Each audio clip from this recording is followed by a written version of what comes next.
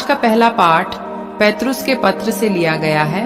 अध्याय 1 वचन संख्या है 10 से 16 तक। यही मुक्ति नबियों के चिंतन तथा अनुसंधान का विषय थी। उन्होंने आप लोगों को मिलने वाले अनुग्रह की भविष्यवाणी की। उनमें मसीह का आत्मा विद्यमान था और वे मसीह के दुख भोग तथा इसके बाद आने वाली महिमा की भविष्यवाणी करते थे। नबी यह जानना चाहते थे कि आत्मा किस समय और किन परिस्थितियों की ओर संकेत कर रहा है। उन पर प्रकट किया गया था कि वे जो संदेश सुनाते थे वह उनके लिए नहीं बल्कि आप लोगों के लिए था। अब सुसमाचार के प्रचारक स्वर्ग से भेजे हुए पवित्र आत्मा की प्रेरणा से आप लोगों को वही संदेश सुनाते हैं। स्वर्गदूत भी इन बातों की पूरी जानकारी प्राप्त करने के लिए उत्सुक हैं। इसलिए आप लोग सतर्क और संयमी बने रहें और उस अनुग्रह पर पूरा भरोसा रखें जो ईसा मसीह के निकट होने पर आपको प्राप्त होगा। आप आज्ञाकारी संतान बनकर अपनी वासनाओं के अनुसार आचरण नहीं करें जैसा कि पहले किया करते थे जब आप लोगों को ज्ञान नहीं मिला था। आपको जिसने बुलाया वह पवित्र है, आप भी उसके सदृश अपने समस्त आचरण में पवित्र बने, क्योंकि लिखा है पवित्र बनो क्योंकि मैं पवित्र हूँ। यह प्रभु की वाणी है। आज का सुसमाचार संत मार्कुस के पत्र से लिया गया है।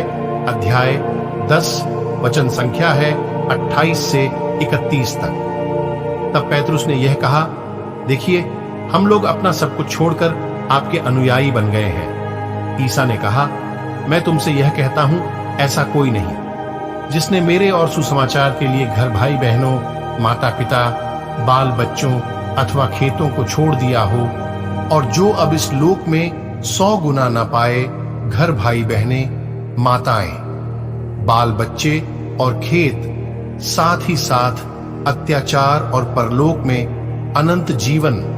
बहुत से लोग जो अगले हैं पिछले हो जाएंगे और जो पिछले हैं अगले हो जाएंगे। यह प्रभु का पवित्र सुसमाचार है। मनन चिंतन। जब पेतरुस धनी युवक को अपने धन के प्रति लगाव के कारण उदास होकर जाते हुए देखता है और प्रभु यीशु को धन पर शिक्षा देते हुए सुनता है, तो वह यह कहते हुए अपना पक्ष रखता है, देखिए हम लोग अपना सब कुछ छोड़कर आपके अनुयायी बन गए हैं। इस पर प्रभु यीशु उन लोगों को 100 गुना आशीर्वाद देने का वादा करता है जो उनके लिए और सुसमाचार के लिए सब कुछ और हर किसी को पीछे छोड़ देते हैं। उन्होंने यह भी उल्लेख किया है कि ख्रीस्तीय शिष्यत्व एक लाभ का धंधा नहीं माना जाना चाहिए, और वे कहते हैं कि उनके शिष्यों को तमाम आशीषों के साथ ही साथ उत्पीड़न भी मिलेगा। उत्पीड़न ख्रीस्तीय जीवन का एक अभिन्न हिस्सा है और प्रभु यीशु के अनुसार इसे एक आशीर्वाद माना जाना चाहिए। संत मत्ती के पत्र में हम सुनते हैं, धन्य हो तुम जब लोग मेरे कारण तुम्हारा अपमान करते हैं, तुम पर अत्याचार करते हैं और तरह तरह के झूठे दोष लगाते हैं। खुश हो और आनंद मनाओ, स्वर्ग में तुम्हें महान पुरस्कार प्राप्त होगा। तुम्हारे पहले के नबियों पर भी उन्होंने इसी तरह अत्याचार किया। मसीहियों को आश्वस्त किया जा सकता है कि वे जिस उत्पीड़न का सामना करते हैं वह ईश्वर और यीशु के प्रति उनकी विश्वास योग्यता का प्रमाण है। संत पापा फ्रांसिस कहते हैं, यदि एक ख्रीस्तीय को जीवन में कोई कठिनाई नहीं होती है और सब कुछ ठीक ठाक चलता है, तो ये समझना चाहिए कि उनके ख्रीस्तीय होने में कुछ तो गड़बड़ है। मेरे प्यारे विश्वासी भाई बहनों, आज का वचन कहता है, अगर आपको किसी अन्य लोगों द्वारा प्रभु यीशु के नाम पर सताया जाता है तो आप सभी को खुश होना चाहिए, क्योंकि आप लोगों के लिए स्वर्ग में पुरस्कार की प्राप्ति होगी। मेरे प्यारे विश्वासी भाई बहनों, आइए हम सभी आज के वचन पर मनन चिंतन करें। आप सभी को परमेश्वर आशीष तथा शांति प्रदान करे। आमीन। प्रार्थना।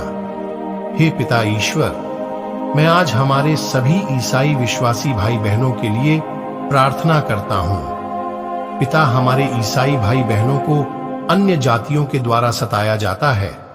पिता, मैं आपसे प्रार्थना करता हूँ कि आप ऐसे समय में उनका सहारा तथा साथ देना, सतावट को सहने की शक्ति प्रदान करना, ताकि वे अंतिम समय तक आप पर भरोसा बनाए रखे, मैं आपसे प्रार्थना करता हूं। आमीन।